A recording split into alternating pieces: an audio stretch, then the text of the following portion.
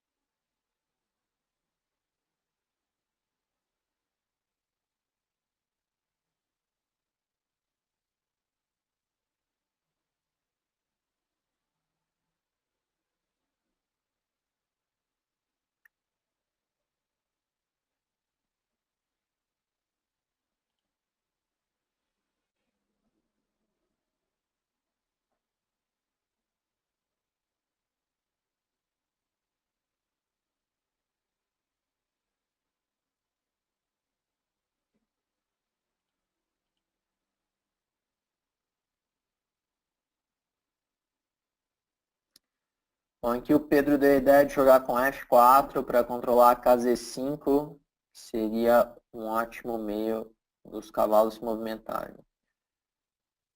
Ok, interessante, é uma ideia, limita aí opções do adversário, tá ganhando um pouco de espaço. Interessante, o que mais? O que mais as brancas podem tentar aí para melhorar um pouco a posição?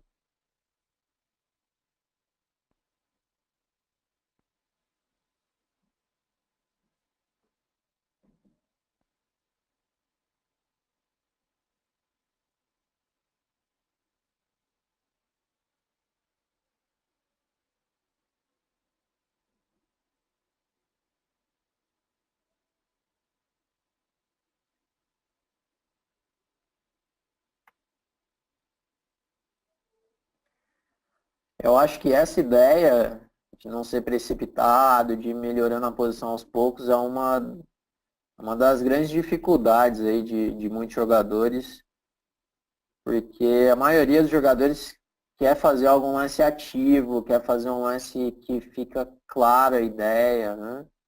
Assim, quer atacar alguma coisa. E tem posições que não dá para fazer isso. Tem posições que se você começar a atacar direto, buscar lance ativo, você vai perder toda essa vantagem. Então tem que ir melhorando aos pouquinhos a posição. Então, de repente, ganhar espaço, ganhar um pouco de espaço já é uma maneira de melhorar a posição. E é o que eu estava falando, tem o lado psicológico também, porque você fazer alguma coisa já incomoda o seu adversário.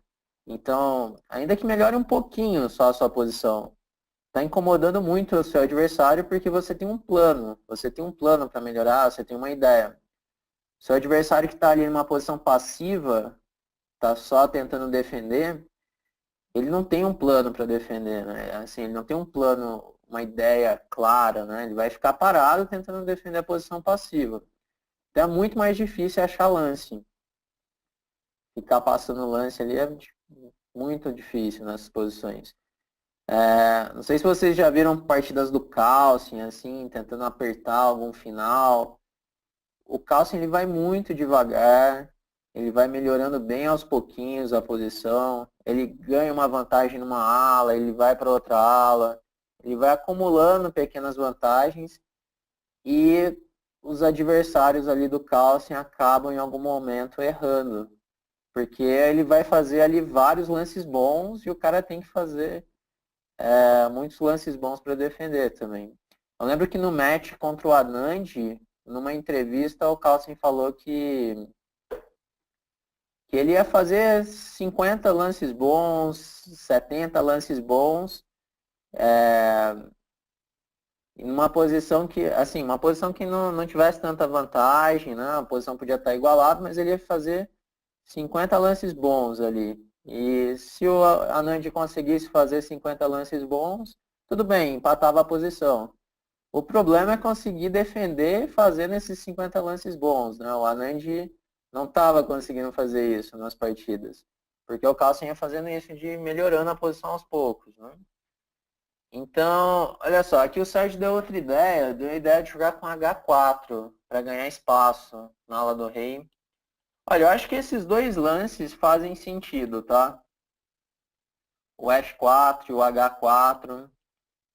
Agora tem que pensar aqui no seguinte, qual o lance que vai dar uma maior mobilidade na ala do rei, nos peões na ala do rei.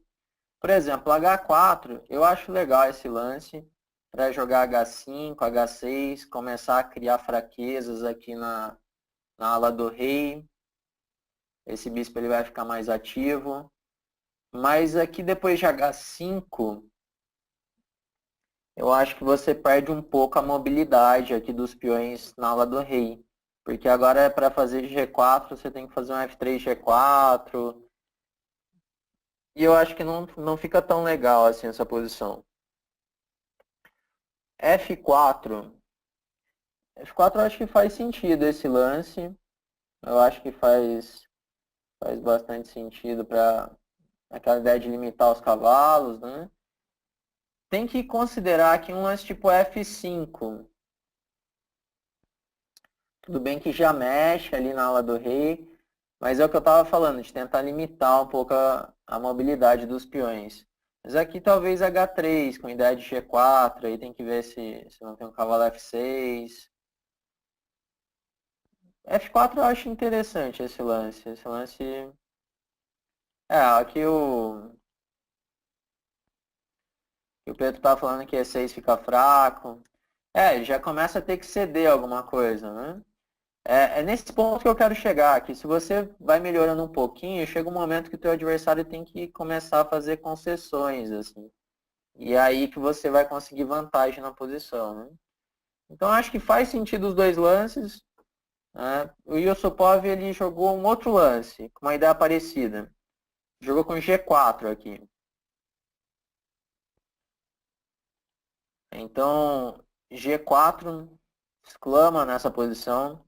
Ele está querendo jogar o H4 para fazer H5, só que ele faz G4 primeiro para evitar o H5. Então, a ideia do Sérgio ali estava certa, para criar fraquezas nas casas pretas, mas começando com G4. Né? Aqui um lance tipo F5, já abre a coluna G também. Então, G4 é um lance típico nesse tipo de posição, assim, que você quer ganhar espaço, e aí vai avançando na ala do rei, e é algo a mais para o preto se preocupar. Aqui jogou F6, H4, depois de F6 o preto quer trazer o rei para o centro, só que agora já tem a ruptura G5 em algumas posições. Jogou rei F7, H5, então veio o cavalo B6, e aqui o branco faz torre D1. Então já tem que se preocupar com ameaças como G5, como H6, em algum momento, né? E o branco vai melhorando, vai melhorando. Só que nessa posição aqui, as pretas fizeram cavalo A4, então seguiu o bispo A1, e nessa posição as pretas já erraram. Aqui depois de bispo A1, as pretas deveriam fazer um lance como um torre D8, um cavalo B2, algum lance desse tipo. E o branco vai ter que continuar melhorando a posição aos poucos, preparar um G5 ou fazer um H6. Ele vai indo bem aos pouquinhos aqui. Aproveitar que não tem como invadir com a torre por enquanto, pela coluna B. Só que nessa posição as pretas jogaram com cavalo A5, que interroga duas. A ideia das pretas é poder jogar um cavalo B6, cavalo B3 nessa posição, para trocar os cavalos e atacar o peão de A3. Só que esse lance perde, cavalo A5 interroga duas. Então, vamos tentar pensar um pouco nessa posição aqui. Como que as brancas podem jogar para aproveitar esse último lance das pretas, o cavalo A5?